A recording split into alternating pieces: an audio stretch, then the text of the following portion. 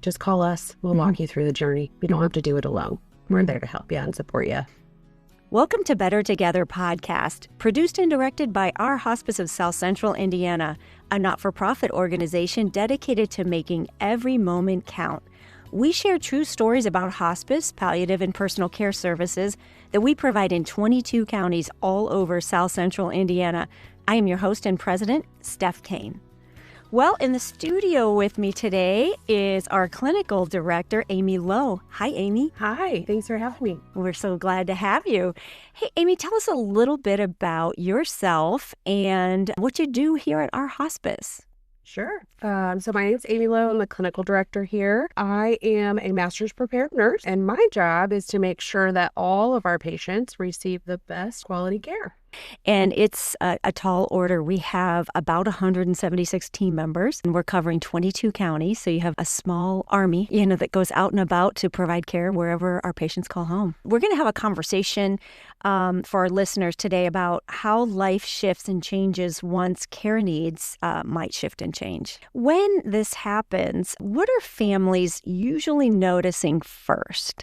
Yeah, so some of the very first symptoms that people might see that family members need more care is changes in daily habits. They might start sleeping more. They might start eating less. There may be some personality or mood shifts, more anxiety, more agitation, more forgetfulness. There could be some safety concerns, such as like falling at home. They may leave a stove on, leave the water running, something like that. Or there could be some physical changes, weight gain, weight loss, not eating as much, not drinking as much. So this is a lot. I mean, this is a lot of change. Yeah, there could be some incontinence, which is really difficult for patients to experience and hard for family members to know what to do. Sometimes I'll hear from our families or caregivers when I'm out and about. Sometimes in our hospice center, they may come in for respite, and the family will say, my mom was doing really well, and then they elected hospice, and all of these things started happening. And, it isn't the signing of the paper and electing hospice care necessarily, but it could be just a shift each day is a new day and might bring new things. Inevitably, as diseases progress, decline happens. And when that decline starts to happen, that's usually when hospice comes on board. So sometimes they're associated with that decline that was going to be inevitable. And our nursing staff, you can speak to this, I think the most beautiful thing that they get to do, making every moment count for the patient, is they come in and they are looking at, yes, of course, our patient, and maybe their symptoms or changes, but they're looking at the caregivers, their extended family, their loved ones, maybe their neighbors, and they're seeing what their needs are too, because we take care of the whole person and their network. I lost my dad on hospice. And one of the things that happens is you have that parent-child role reversal. So instead of him taking care of his daughter, I, as his daughter, was now taking care of him. And that was really challenging and really difficult. One of the hardest things I've ever done in my whole life was take his keys away. It wasn't safe for him to drive anymore, and he always drove. He drove us everywhere. And he wasn't able to do that anymore. And so having that conversation with him that now I was going to drive him was one of the hardest. And it was so nice to have hospice caregivers there guiding me in that conversation and helping him along the way with that. That's a great point to bring up. I think we talked to Dr. Anderson about Vital Talk and some of the training that our caregiving staff have to navigate those difficult conversations as care changes. We talk a lot about comfort. So what role does comfort actually play in the day-to-day, and what does that look like? There's lots of aspects of comfort. So what you see or think of the most and kind of expect from hospice is that physical comfort. So, relief of shortness of air, relief of pain. Those are that physical comfort. But we also help with emotional comfort. So navigating and holding space for emotions and tears and reducing anxiety, making sure we're not rushing through tasks and spending time with the family. There's cognitive comfort. So just making sure that, we are providing simple explanations and bringing things down to the level of the patient and family and that they understand what we're talking about. Making sure that environment is conducive to comfort, favorite music, soft lighting, those kinds of things. And I think the most powerful comfort that we provide is dignity. So making sure that we're doing things for the patient when the patient wants, ensuring that the patient's covered during care, that we're asking permission before providing care, and just, allowing the patient to really drive that care still. What symptoms do you think families worry most about? I think the scariest is breathing changes, shortness of air, more rapid breathing, periods without breathing, noisy breathing because of secretions. That can be really scary. And I think that is by far the scariest symptom that we manage and help families, know what to anticipate and what comes next. What are some of the things that we can do to help with breathing? We have medications, we have treatments, we have repositioning. We do rely on medications to help us, but there's, we can put some oxygen on that can help. Repositioning, suctioning the mouth out. There's lots of things that we can do. When patients stop eating, what does that look like? Yeah. And that's a question we get frequently, and something that is really hard for patients and families to know what to do.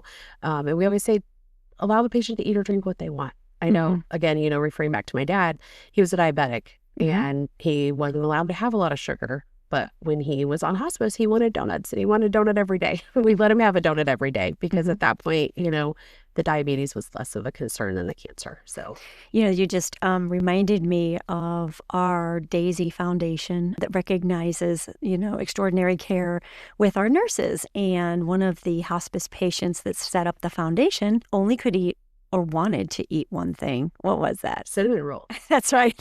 That's right. Yeah. So we celebrate our Daisy nurses with cinnamon rolls in his honor. Yeah.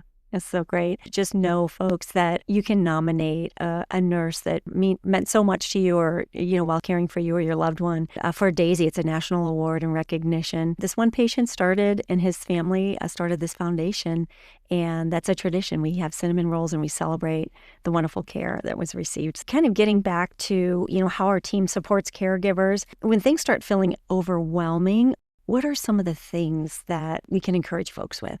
Emotional support is not only for the patient, it's for the family as well.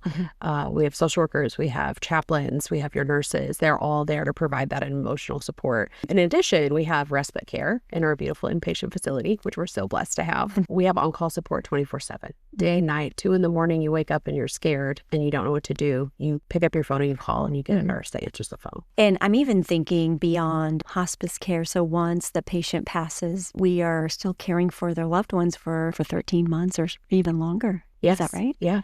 We have a bereavement coordinator who does a beautiful job of supporting the families after their loved one passes. And that can look like individual support. It could look like support groups. It's really tailored to what the bereaved is wanting and needing. You're not alone in this. We're there with you. You were talking about our bereavement coordinator, Paula. She does a wonderful job in our community, also supports our bereavement camp, Camp Eva. And it's kind of like Camp Good Grief, where grief is good and kiddos learn how to navigate those feelings and use strategies and creativity and all those good things to share how they're feeling when they lose someone they love. And we also have, individual counseling opportunities as well, right? Yes. Yeah. Paula provides individual and then is there to support at that Good Grief camp. Yeah, so good. Amy, could you share a time, a patient story where I know you yourself have taken care of patients, and as care needs started to change, the family's, anxiety maybe increased, of course, and the fear, and how did you navigate that? Yeah, so I did take care of a patient, and she was having a lot more trouble breathing. She was coughing. She had cancer, and she was coughing things up, and the patient's mom was really anxious and panicking. It was after hours. She called me and I talked her through it over the phone, got a nurse sent over to her house because they were closer than I was. I wanted to get someone there. The patient was very calm, but the patient's mom was That's not. right. And so we still went over, provided reassurance, got symptoms under control, sat with the patient and her mom for a little while, and just making sure that scary moment that they weren't alone in that. So, if someone is starting to see changes in their loved one and they feel unsure about what's next, what would you tell them to do? I would say to just call us. We'll walk you through the journey. You don't have to do it alone. We're there to help you and support you the moment you call us. That's so good. What happens if it's 2:00 in the morning? You call, somebody will answer. We have an after-hours team that reports to you. Yes, we do. Yeah, we have a robust after-hours team that are available to answer your call. So when you call, you won't get an answering service. You will get one of us. Well, thank you so much, Amy. We really, really enjoyed this conversation. Our team is out there making every moment count. We're grateful for you. This is Better Together, a podcast dedicated to making every moment count. Thank you for listening. Please like us and share on your social media channels. If you have a question or would like to learn more about a specific topic, you can find us at ourhospice.org or call 812-314-8083. Until next time, remember, life is short. We are better together, making every single moment count.